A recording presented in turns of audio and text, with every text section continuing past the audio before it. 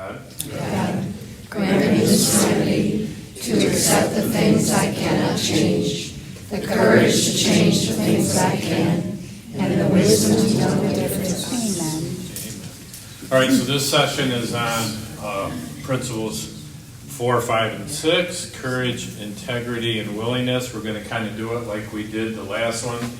Some of our panel members, it's kind of cool. This is the first time we met each other. There isn't a whole lot of preparation. We throw 3 topics at them and say, figure it out in like 10 minutes. And you saw that the first one did a great job, and I'm sure these people will too, guys will too. So, Nancy will start, then Rhonda, then Theresa. It's not the order that I had in, but I hope I got the names right. And then they'll just share on those principles. If we have time left over, we'll do a Q&A. If nobody's got any questions, we can just close and go eat some lunch, right? Mm-hmm. So with that, we'll go ahead and get it started. So, thank you. Can you hear me all the way in the back? Yes. Okay. I believe we're using microphones that the whole audience should be able to hear. I'm Nancy H. I come out of Woodstock, Illinois, where I've lived since 2008. I am a grateful member of Overeaters Anonymous, which is my main addiction. I'm a food addict. In Yuma, Arizona, I found my way to Alcoholics Anonymous because I had met some AA women, and they knew I was an OA person. They said, doesn't matter if you're not an AA person, come on to our meetings. I went to those women's meetings as religiously as anything, and that's where I really got my recovery. Just interchange. For me, food is what alcohol is to alcoholics. To me, there is absolutely no difference. So I come by my recovery with a lot of hard work. And I will tell you that it's been quite a journey because that was back in the late 80s and into the early 90s. I've been around 12-step groups. Did I also mention I'm an Al-Anon? I found my way into Al-Anon. And that's where I have been. My husband that I met in Yuma at one of those AA meetings that the women had invited me to, then the whole AA membership in Yuma invited me to come to any meeting at any time. I met my second husband, and we had a relationship for 20 plus years, and he died in 17. We used to come up here to this fall retreat. We found it in a different way, but we got here. And I haven't been here since 19, so I'm glad to be back. I'm going to start out, I'm going to definitely talk about courage, integrity, and willingness because during the break I got a text from a very good friend of mine. Give me just a moment here. Do you have the mic stand? Okay. yeah. She lives in Champaign-Urbana. Her and her husband are retired law enforcement out of Washington PD. They were both detectives. This is what she wrote. Keith's procedure is over. He has a cyst on and in his pancreas. In the cyst, there is a tumor. They drained and took samples of the cyst and tumor. Been referred to an oncologist. If we are luck, we will hear midweek where we go from here. The only reason I wanted to read that is my mother died of pancreatic cancer in 1983 at age 68, and she was a nurse. And for most of us that know anything about healthcare, and I'm a social worker, I'm not a nurse, I'm not a doctor, you really don't have much of a chance with pancreatic cancers. So my point being, life gives us what life is going to give us, whatever my higher power wants me to have or not have at any given point in time. And as a social worker, a small business owner, I'm a healthcare advocate and care manager. I get the aging process. I also get that at any point in time, Whether you're a 5-year-old child, a 16-year-old teenager, a 52-year-old, I had a 52-year-old client that died of Lewy body's dementia. You know, at any given time, it's going to take us. I have been fortunate enough with the help of my higher power that I have a handle on all of this. It does not frighten me. My job, partly what I do as a healthcare advocate, is I help my clients, who are the patients, and their families get through the whole road, wherever it leads to, whatever happens along the way. And oftentimes, obviously, and as we're all aging, it's death. Okay, well, guess what? We all were born, we're all gonna die, we all leave planet Earth, and we don't know when that time is going to come. Courage. When I was a young woman, I knew that my smoking was gonna get me. And that's the very first step that I took towards any kind of recovery. I didn't want to die from anything with my smoking, and it was bothering me, and I was in my 30s. So that was my first step. Didn't get into any groups or anything else. Then, as I went along, I realized, and I relapsed. Oh God, yes, I relapsed. And then my higher power would send me another bout of that, what's that terrible, bronchitis. Oh my God, you think you're gonna die. I was able finally to get past it, and because of my higher power, I lost the taste, the desire. I didn't want it anymore. Then I knew that it was time for me to move on to the next step, which was my addiction to food. I grew up, honestly, I came from 2 parents, both morbidly obese. All of us kids, there's 7 of us, 7 kids. Most were food addicts, some were alcoholics, but nevertheless decided that it was time to work on that. And I lived in Yuma, Arizona at the time, and that's when I really started doing that. The courage that it took for me to get started it wasn't hard, because don't ask me where this came from except from my higher power, that Nancy, it's time, girl, you need to clean this mess up. I wanted a better life. It was as simple as that. I wanted a more fulfilling life. I was fortunate, I had been educated, go Big Ten, and so that much I had already under my belt. But what I wanted to be is I wanted to be a social worker. And so I just kept moving forward, and the recovery process for me was what helped bring everything together. I wanted a better life. I'd like to just speak briefly about when I go to meetings, whatever kind, AA, OA, Al-Anon, whatever, to see new people come in that door, you can usually tell if they're new. And I've traveled over the years, so I've always gone to different cities, different meetings all over the place. You can always tell when somebody is new. And I've always thought, damn, what courage it takes for them to walk through those doors. Not maybe knowing somebody, maybe not. And there they are. And over the years, seeing that time after time again, I realized that people, we get courage. It's there. We may not always know it. We may not always appreciate it, but it's there. And I am glad that I have always been, because of my mother, the nurse. I've been a strong woman.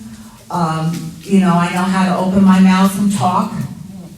I know how to take care of myself, except when I was smoking and doing this and that. But I also, so, to the newbies that come, I think that for those of us who have been around for a while, it's always a nice idea to go speak with them, to tell them, wow, way to go. You found the courage to come in. Now, keep finding it. Keep reaching down into the well of your soul and get that courage to come back, and come back. I'm just going to move on to integrity. To me, being a real stand-up human being and a good person inhabiting part of planet Earth is being nice, not stealing, not lying. What's that third one? Stealing, lying, or cheating. And fortunately, I hadn't done much of that, but I had done some. Of course I had. I was human. So that is something that has been part of my recovery all of these decades, even till now.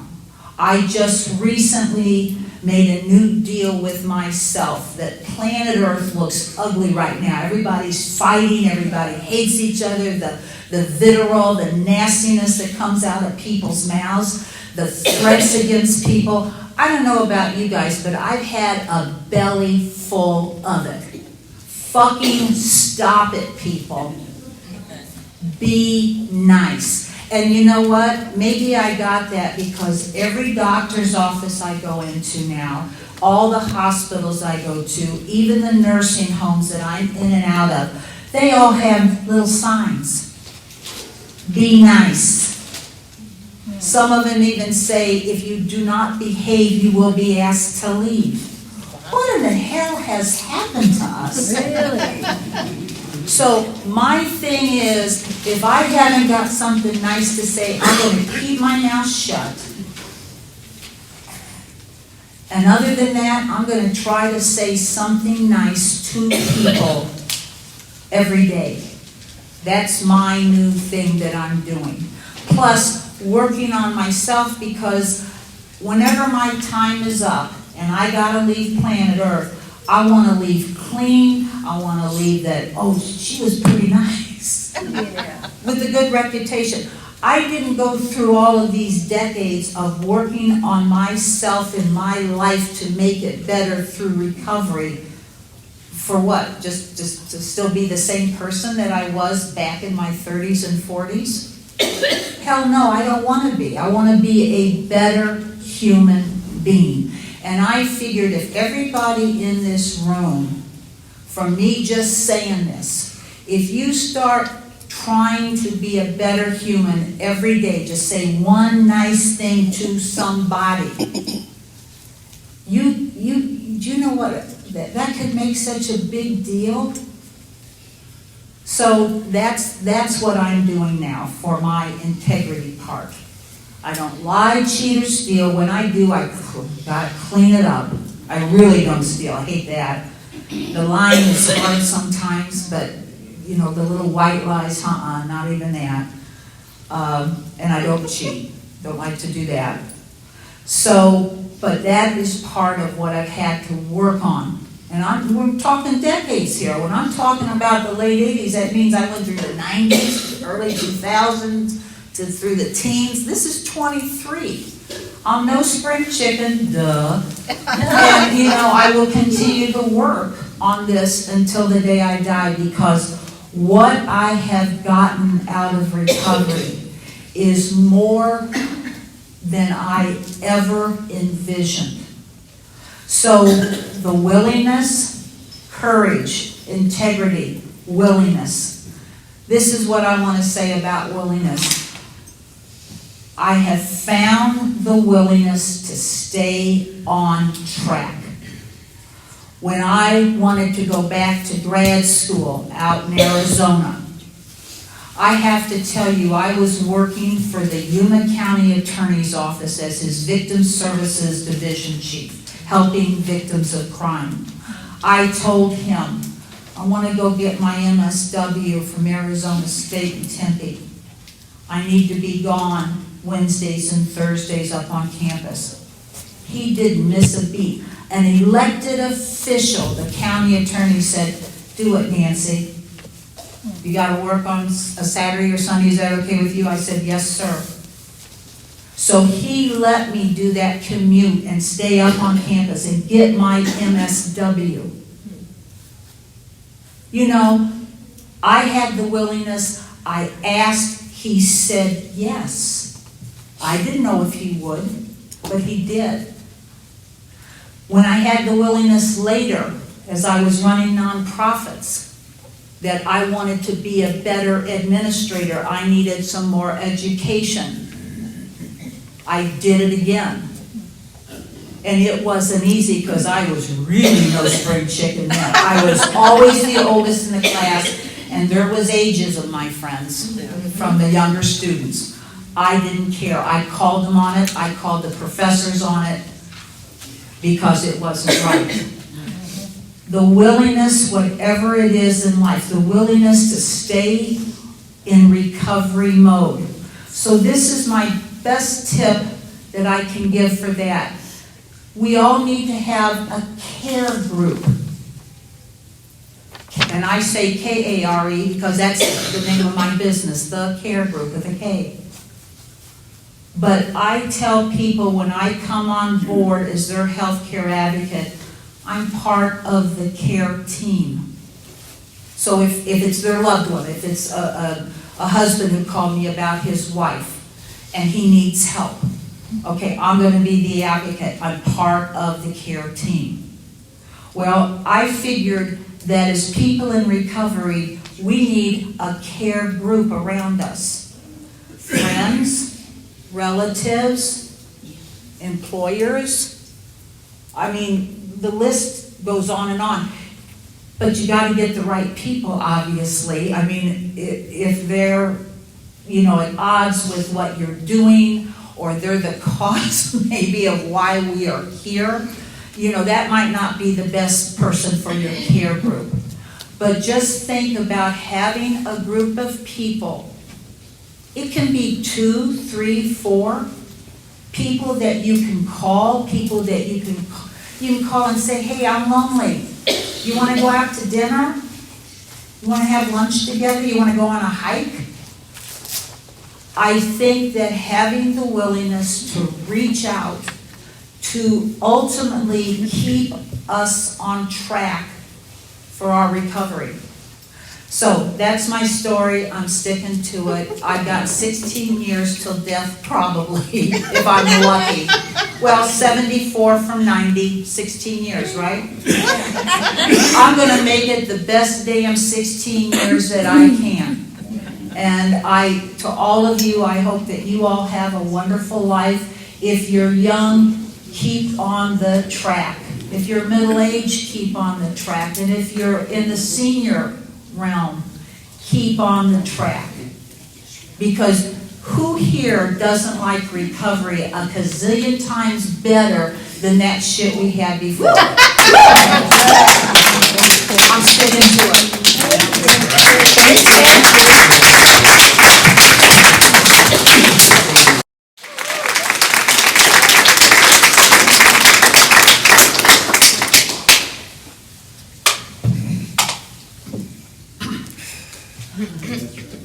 Hi, I'm Theresa, and I'm a grateful recovering alcoholic. Hi, Theresa. My sobriety date is March 7th, 1988.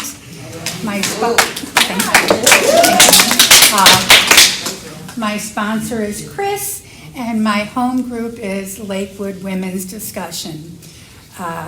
You always got to start out with those 3 things, because if you really, truly cherish your sobriety, you don't forget the date. You grab onto someone who's been there before, and you get a home group where everyone knows your name, knows when you're not there. Okay, so, whew, that was a lot of good stuff. Thank you. and my mind just went blank, and I prayed and everything.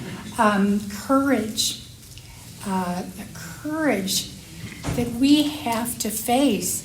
You know, we got to gather it up just to get started. You know, it's like, holy cow, you know, whatever our stuff was, you know, it obviously was enough to let us know that there's got to be something better than what I'm doing, you know. And I knew, you know, both my parents were in recovery. They were never sober at the same time, but they tried. And thankfully my mom was sober when she was raising us, so that really did help out. So I knew about Alcoholics Anonymous from a very young age because I was the youngest and the other kids were in school, so Mom would take me with her to the AA meetings, and the ladies would give me shoes and crayons and coloring books, and I'd have a Jim Dandy time. So I knew about AA, and it took a lot of courage, you know, to start. I was only 26 years old, and I thought, holy cow, my life cannot be over yet. You know, I didn't have enough fun. You know, well, yeah, I didn't have a lot of fun towards the end. It was not good. It's a progressive disease, and it just got worse. And I just couldn't do it anymore. So I gathered up the courage, what only an Irish broad could do. I called a cousin who was in the program, and he lived about 60 miles from me. And he came to where I was, picked me up those 60 miles, took me back 60 miles to have some dinner at his place, and took me to a meeting, and took me back 60 miles to where I was because, you know, everyone knew I was a drunk, but heaven forbid they find out I was trying to get sober.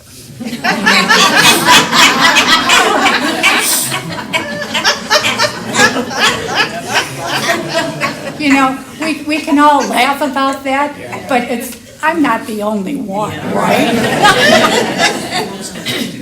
So it took courage every day since then.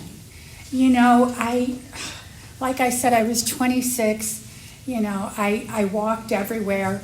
I didn't learn how to drive until I was sober 15 years, which was a good thing because I was left legally blind from a violent attack.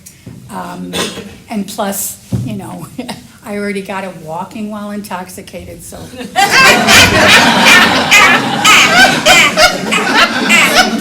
I thought I was the only one who got that, and I have a 22-year-old son who got that too. Apple don't fall far from the tree.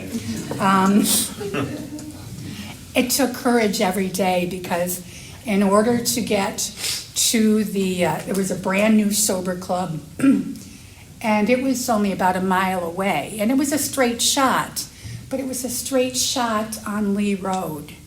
Lee Road was well populated with bars that everybody knew me, you know, so I would cut through and do, you know, turns and everything to side streets walking, you know, something that would take me normally 15 minutes to get to. 45 minutes later, I'd get to the meeting, but I got there, you know, and I would sit there and I'd shake and I'd think, oh my God, why am I doing this? Why am I doing this? Because I know there's a better way.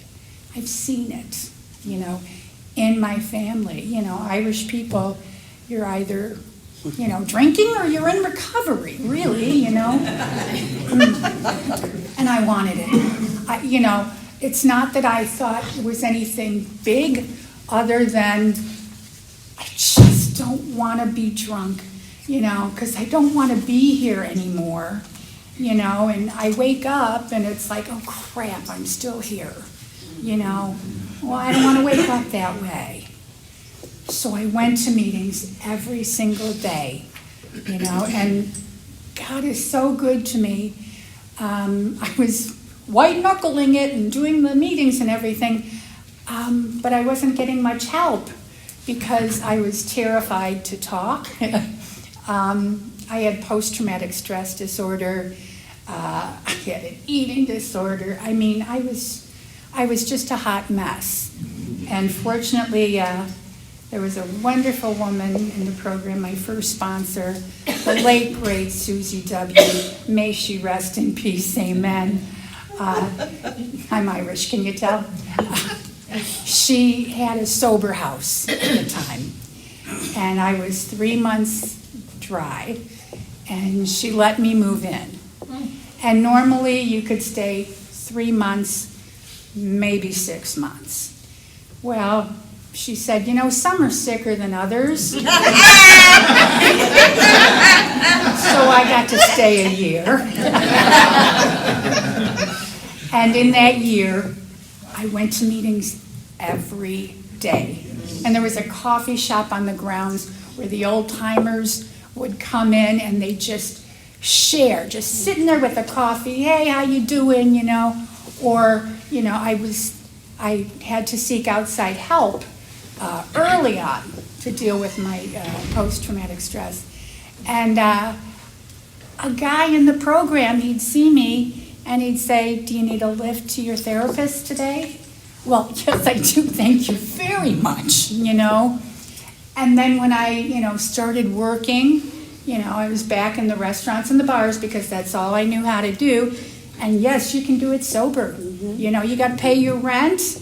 You don't be stupid. You don't sit at the bar after your shift and order a Diet Coke. No, you get the heck out of there. You don't need to know everybody's business, But I started working and I became like a real person again, And it was like, wow, I can think, But it took courage. And it took courage when I finally moved out of that safe space, those 3 hots and a cot and a job and meetings every night. It takes courage to continue this walk every day. I've been so blessed with so many people in my path, and there's just no bad examples. It's like, wow. Sometimes it still takes courage to get out of bed in the morning, but that's where my higher power comes in handy. I don't know how people can do it without faith, in a higher power. I do my business with the son because he's a cool dude. And, it's just a beautiful thing that a drunk like me can get up every morning and say her prayers. Please keep me safe and sober today. Help me to be of service in all I do. And then at night, thanks, you really rocked out today, The integrity comes with working the steps. We learn a whole heck of a lot about ourselves when we get into those inventories, And it's like, and then later down the road, stuff that you forgot comes back and it's like, ooh, damn, But, you do that inventory and, you have to look at yourself and it's like, wow, I'm this, and this. I don't want to be this, and this. I want to be who I'm supposed to be, Integrity means being, held accountable. People call, if I really can't get to the phone right then and there because, I've got a crazy household, I'm going to call you back, Integrity means showing up. If I tell you I'm going to be at a meeting, I'm going to be there, Integrity means I raised my children as an example of what there is if they get our wonderful genes, and I do believe it's in the genes, and my husband's a drunk, and I'm a drunk, and whole family, all sides, you know. But they've had the example set of me going to meetings and me trying to live a decent way of life. Integrity, you know, God, He's so funny. I work in a church, so I have to have integrity. You know, it's like, God is so good to me, you know. I ended up getting married late in life, and I didn't realize I was going to be so fertile. I had 4 children in 5 years. Yeah, and and I was a stay-at-home mom for 15 years because my oldest boy has autism, and if any of you have children with autism, you know it's a full-time job into itself. Yes. So I was a stay-at-home mom for 15 years, and then when I finally was able to, you know, think about going back to work, then I got breast cancer, and so I was staying home, you know, for another year. And then I was like, well, my body is so beat up now, I don't see how I can bartend or waitress, and is anyone going to want to tip out an old broad, you know? So, fortunately for me, I was at morning mass, and my pastor, you know, pulled me over and said, you know what, you're here all the time. You teach PSR, you're a Eucharistic minister, you altar serve for the funerals. I'm just going to go ahead and give you a job. You know, a drunk like me who couldn't get her ass, you know, off the bar stool. I mean, I'm happy that you went canoeing and hiking and golfing.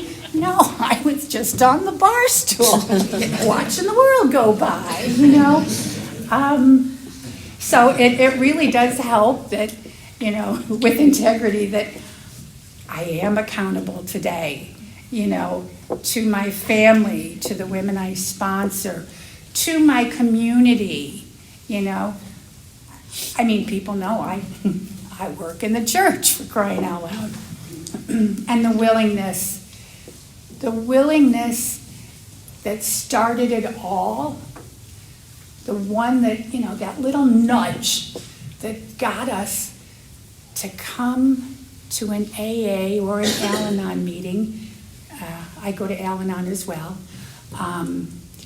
Just the courage and the willingness to be able to start on the road to recovery, you know. Well, guess what? You have to be willing every single day, you know, no matter what's going on. You have to be willing to show up, to be there for somebody, or even better than that, to ask for help when you need it. And that one's hard for me. That one is hard. You know, this is a wonderful way of life. You know, the steps, and, you know, the principles. My sponsor had to tell me last night, you know, I'm sure I knew it, you know, but, you know, between my pickled brain and the chemo brain and everything, I had forgotten that the principles, I mean, we all hear, you know, the principles we've set out, you know, guidelines, you know. You get them from the steps, you know, duh. So, you know, that's really it in a nutshell. You know, it's the steps. And, you know, that whole thing about the little mustard seed, it's the honest to God's truth. If you've got just a itty bitty little bit, you know, of willingness, you know, honesty, open-mindedness, you're going to be just fine. Because guess what? Courage will get you there. Courage is fear that said our prayers. And with that, I think that's enough. Thank you very much.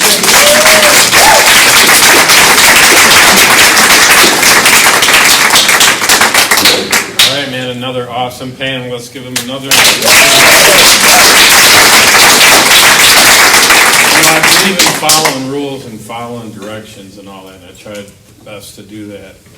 I'm grateful that I didn't have us read these readings because we would have missed probably 10 minutes of the shares that these ladies did, and I think that's awesome. So Amen. appreciate you guys being here. We got to come back if you can this afternoon and tomorrow morning. Let's have a nice lunch and let's close it with the prayer.